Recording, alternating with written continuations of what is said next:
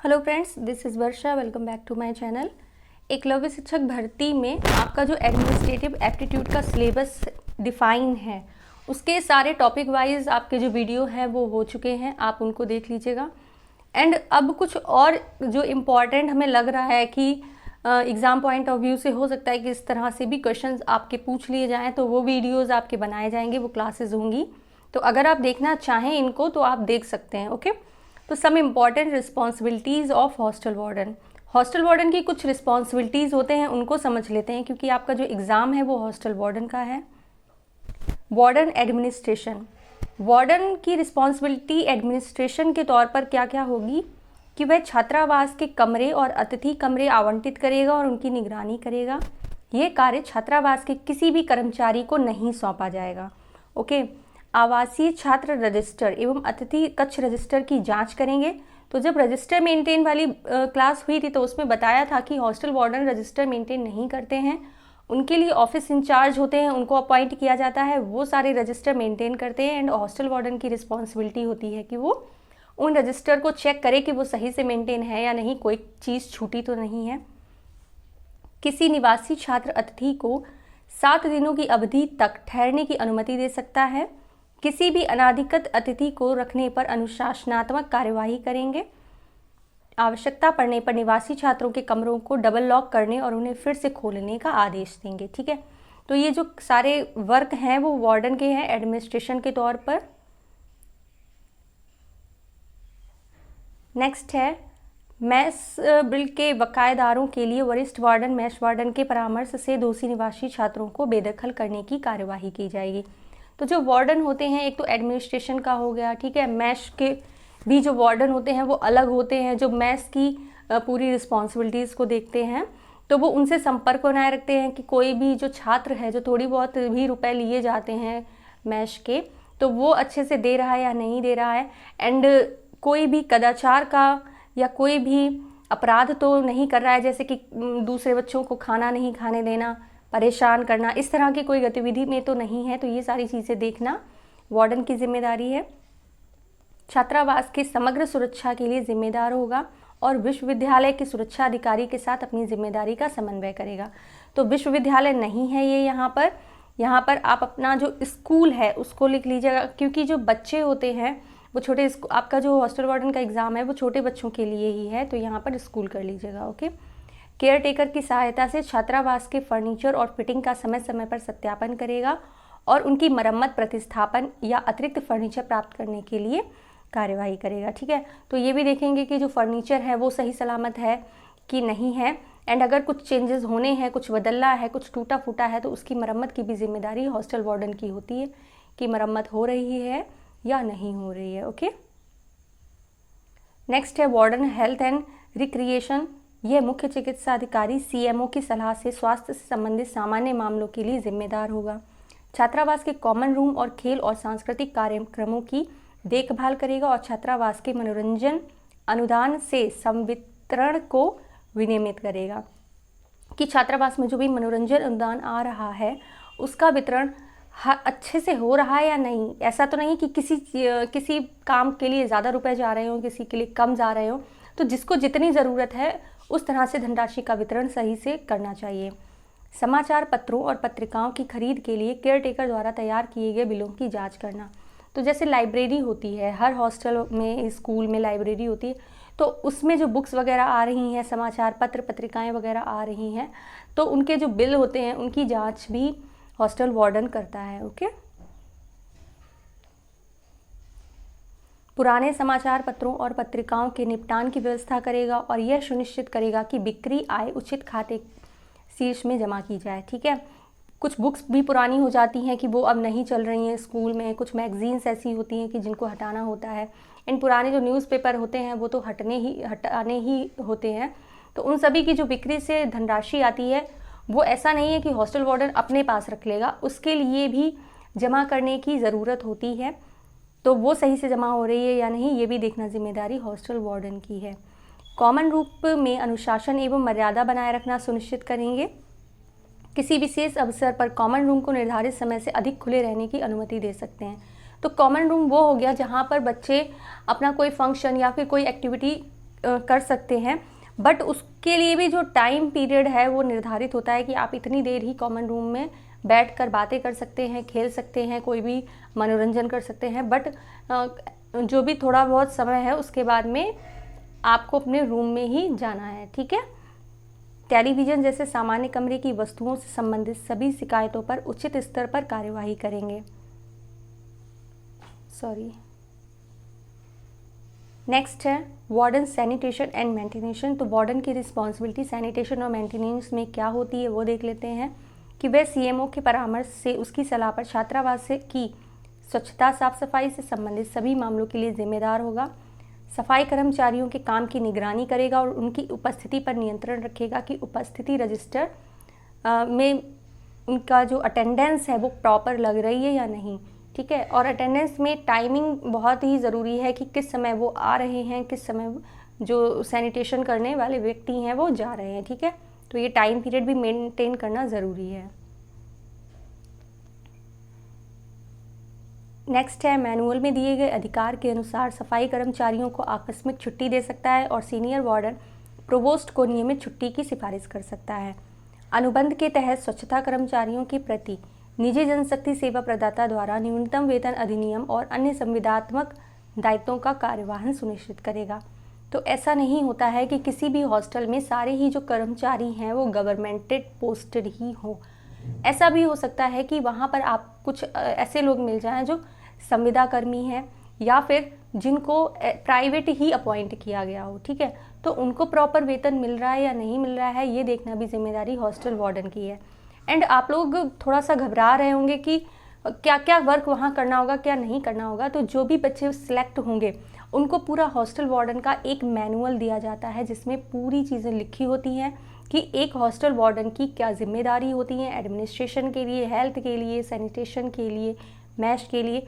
तो उसके अकॉर्डिंग ही आपको वर्क करना होगा, ठीक है। तो ये मैनुअल बहुत ज़रूरी है, उसको देखना, पढ़ना और अच्छे से समझना और उसी के अकॉर्डिंग वर्क करना, ओके। नेक्स्ट है वार्डन मैश। तो मैश समिति की सहायता से वह मैश के कामकाज और अपने प्रभार के तहत मैश प्रबंधकों, पर्यवेक्षकों, रसोइयों और सहायकों के कामकाज की निगरानी करेगा। डाइनिंग हॉल और किचन की साफ़ सफाई और बनने वाले भोजन पर नज़र रखेंगे कि जो खाना बन रहा है वो साफ़ सुथरा बन रहा है या नहीं। दालें, चावल जो बन रहे हैं उनको अच्छे से साफ़ करके बनाया जा रहा है या नहीं, क्योंकि आपने देखा होगा कि जो अभी मिड डे मील बन रहा है तो उसमें कई जगह पर क्या होता है, कीड़े निकल आते हैं, ठीक है। तो ऐसी कोई स्थिति ना आपके पास आए तो इसके लिए ज़रूरी है कि वार्डन का खुद पर्सनली जाकर इंस्पेक्शन करना, ओके। रसोई कक्ष और भोजन कक्ष का नियमित निरीक्षण करेंगे, खासकर जब निवासी भोजन करते हैं, क्योंकि जब बच्चे भोजन कर रहे हैं तब अगर आप जाकर इंस्पेक्शन करते हैं तो बच्चों में भी थोड़ा सा डर रहता है कि हाँ हो सकता है कि हॉस्टल वार्डन इस समय चेकिंग करने आ जाएं, तो हम आराम से सही से कायदे से बैठकर खाना खाएं, ठीक है। वरना बच्चे तो आप सभी जानते हैं कि वो कितने ज़्यादा ऊधमी टाइप के होते हैं, ठीक है। तो उसमें क्या होता है कि बच्चे एक दूसरे पे खाना फेंक सकते हैं और खाना गिरा सकते हैं, गंदगी फैला सकते हैं, दूसरे को खाना खाने नहीं दे सकते हैं। तो ऐसी स्थिति ना उत्पन्न हो तो अगर खाने के टाइम पर हॉस्टल वार्डन जाकर चेकिंग करेगा तो बच्चे जो हैं वो थोड़ा अच्छे से मैनेज होकर अपना जो खाना है उसको फिनिश करेंगे। मैस स्टोर क्रॉकरी आदि की प्राप्तियों और जारी करने तथा स्टॉक शेष की शुद्धता सुनिश्चित करेगा और संबंधित स्टॉक रजिस्टर में सभी प्रविष्टियों को सत्यापित करेगा और क्लोजिंग स्टॉक के वैल्यूएशन की जांच करेंगे कि जो क्रॉकरी है, जो सामान है वो प्रॉपर है या नहीं है, जितने बच्चे हैं, जितने लोग हैं उनके हिसाब से खाना है कि नहीं। तो इन सभी की जो चेकिंग है वो हॉस्टल वार्डन करेगा। यह सुनिश्चित करेंगे कि दुकानों को अच्छी और कुशल स्थिति में रखा जाए। दुकानों से मतलब यहाँ पर जहाँ पर खाना स्टोर किया जा रहा है, ठीक है। लिखा है will ensure that stores are kept in good and efficient condition. तो यहाँ पर ये स्टोर्स की बात हो रही है, जो आपके स्टोर रूम होते हैं जिसमें खाना या जो अनाज है, सब्जियां हैं वो रखी जाती हैं। नेक्स्ट है आपूर्तिकर्ता से प्राप्त बिलों की स्टॉक रजिस्टर से संदर्भ में जांच एवं प्रमाणीकरण करेंगे। भंडार की कमी अधिकता के मामलों की जांच करेंगे। ऐसा ना हो कि जैसे कि आलू है, प्याज है तो वो पहले से रखा है एंड और आ गया। तो इन जो चीज़ें होती हैं जैसे आलू, प्याज या कुछ ऐसी चीज़ें होती हैं जिनके ख़राब होने के चांसेस होते हैं, उनको आप ज़्यादा दिनों तक स्टोर नहीं कर सकते। तो अधिकता तो नहीं होनी चाहिए, ना ही कमी होनी चाहिए किसी चीज़ की। ओके, तो इसकी भी प्रॉपर मेंटेन होना चाहिए रजिस्टर में कि सारी चीज़ें अच्छे से जितनी ज़रूरत है उतनी है कि नहीं। ओके, नेक्स्ट है मैश छूट। नियमों के अनुसार मैश छूट और लंच छूट स्वीकृत कर सकता है। मैश बिलों के भुगतान न करने वाले निवासियों के संबंध में मैश सुविधाएं बंद कर देंगे और वरिष्ठ वार्डन को बेदखल करने की कार्यवाही की सिफारिश करेंगे। तो छोटे स्कूल्स में ऐसा नहीं होता है, ठीक है, क्योंकि इसमें क्या होता है छोटे स्कूल्स में कि जो फीस वगैरह है वो आपके गवर्नमेंट स्कूल हैं तो उसमें पहले से ही डिपॉजिट कर ली जाती है, और ऐसा नहीं होता कि किसी ने फ़ीस नहीं दी तो आप उसको खाना नहीं देंगे, ठीक है। तो ये बड़े कॉलेजेस वगैरह के लिए है या आपके स्कूल के लिए नहीं है। जो लोग हॉस्टल खाली कर गए हैं या निकाल दिए गए हैं उनके लिए मैश की सुविधा बंद कर देंगे। तो ये भी ज़रूरी होता है कि भाई जहाँ तक आपका स्कूल है या किसी बच्चे ने अगर बीच में ही अपना नाम कट कराया है तो उसका नाम आपके जो मैस रजिस्टर है उसमें भी नहीं होना चाहिए। नेक्स्ट है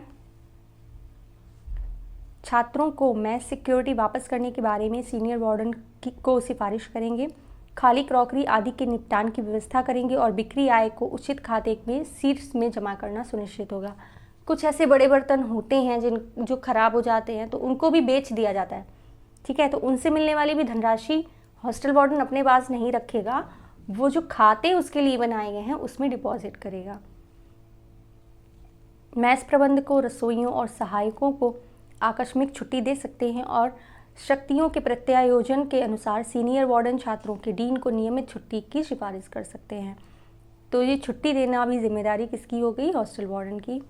भोजन कक्ष में अनुशासन एवं मर्यादा लागू करेंगे। तो जैसे पहले हमने बताया कि अगर बच्चे जिस समय खाना खा रहे हैं उसी समय इंस्पेक्शन किया जाता है तो बच्चे क्या करेंगे, वो अनुशासन और अपनी मर्यादा में रहेंगे कि यहाँ किसी भी समय हॉस्टल वार्डन हमारे यहाँ पर चेकिंग करने आ सकते हैं, तो ठीक से बैठकर खाओ। ओके। मैस स्टोर की खरीद व्यवस्था, प्रावधान आदि की व्यवस्था का पर्यवेक्षण करेंगे। आवश्यक होने पर अस्थायी अग्रिम राशि निकालने तथा उसके समायोजन पर निगरानी करने के लिए उत्तरदायी होंगे। मैस के मासिक आय व्यय का विवरण का परीक्षण करेंगे। नियमानुसार आवश्यक होने पर दैनिक वेतन एवं ओवर टाइम पर कुक एवं हेल्परों की तैनाती का पर्यवेक्षण करेंगे कि जो वेतन उनको है वो सही से मिल रहा है या नहीं। अगर ओवर टाइम भी कर रहे हैं, जैसे मान लीजिए कोई फेस्टिवल हो गया, कोई फंक्शन होगा, तो उसका भी जो पेमेंट है वो प्रॉपर उनका हो रहा है कि नहीं हो रहा है, ये देखना भी जिम्मेदारी हॉस्टल वार्डन की है। अत्यंत आवश्यक होने पर मैस स्टाफ को ओवर टाइम देने के संबंध में सीनियर वार्डन प्रोवोस्ट के माध्यम से डीन वीसी को प्रस्ताव की सिफारिश कर सकते हैं। मेष प्रबंधकों को अतिरिक्त ड्यूटी भत्ता स्वीकृत कर सकते हैं, जो अभी हमने डिस्कस किया था। निजी जनशक्ति आपूर्तिकर्ता द्वारा प्रदान की गई प्रत्येक पाली में मेष कर्मचारियों की आवश्यक संख्या सुनिश्चित करेगा और मेष कर्मचारियों के प्रति ठेकेदार द्वारा न्यूनतम वेतन अधिनियम और सुविधात्मक दायित्वों का कार्यान्वयन सुनिश्चित करेगा, ठीक है। ऐसा होता है ना कि कुछ फंक्शन अगर है, कोई पार्टी अपने बच्चों के लिए ऑर्गेनाइज की है, तो जितने आपके वर्कर हैं उनकी पूर्ति नहीं होती है, तो हम क्या करते हैं कि निजी जनशक्ति यानी कि जो बाहर के कुछ लोग हैं उनको बुला लेते हैं दैनिक वेतन पर कि आप आ जाओ, आज हमारे यहाँ फंक्शन है।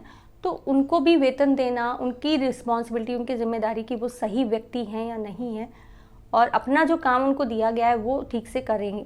ऐसा ना हो कि वो बच्चों से बातें कर रहे हैं या फिर हॉस्टल में घूम रहे हैं। तो ये सारी निगरानी करना भी जिम्मेदारी हॉस्टल वार्डन की है।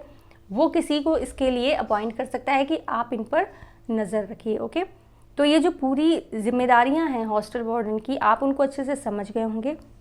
ये क्लासेस जो कुछ हैं वो आपकी चलती रहेंगी। ऐसा ना हो क्योंकि हॉस्टल वार्डन का जो सिलेबस है वो वेल डिफाइंड नहीं है, जैसा हमने पहले भी बताया है। तो कहीं से भी कोई भी क्वेश्चन आ सकता है, जिसको हम नहीं चाहते कि आपका कोई क्वेश्चन छूटे। तो कोशिश यही करेंगे कि आपके एग्ज़ाम पॉइंट ऑफ व्यू से जितने भी छोटे बड़े टॉपिक ज़रूरी हैं एडमिनिस्ट्रेशन में वो भी करा दिए जाएँ। Okay, thanks for watching. Channel को लाइक, शेयर एंड सब्सक्राइब ज़रूर करें। बने रहिए ऐसे और यूज़फुल वीडियोज़ के साथ में। Thank you.